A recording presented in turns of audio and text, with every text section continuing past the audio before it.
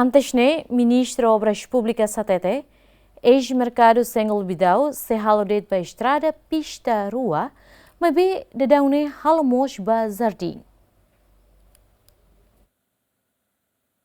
Tinangida liwana governo sob quiosque sira mini mercado deve comunidade usa hodi halau atividade negócio e ex-mercado Senghol Bidau. Razão governo sob ex-mercado Senghol Bidau ne atau halau alargamento estrada direção husi Tasiibun Ponte BJ Habibie to Kuluhun ho pista rua tambah estrada pista ida date nebe sempre hamoso engrafamento. Mai be ikusmai Ministro Obras Públicas Samuel Marsal anula tia plano construção estrada ho pista rua ne hodi konstroi fali ex-mercado Senghol estrada pista ida ho jardim husi sorin honia desenho completo. Tambah hare alargamento estrada Babecora nebe fahe ona pista rua. Nune alargamento estrada husi ex-mercado Senghol Bidau la loke luan mai be fating nebe sobune konstroi fali jardim nebe afeita ba mosu engrafamento. Tambah muda desenho halo pista ba estrada ba fali jardim husi Ponte BJ Habibie Bidau Senghol sai bato Kuluhun Becora. Trabalhador sira nebe halo construção ia fating ne confirmado katak dadang sira serviço konstroi jardim. Nune trabalhador sira ho equipamento pesado hahu ke no ateru ona ho de konstroi jardim tu ir plano nebe governo planea ona ba ex-mercado Senghol Bidau.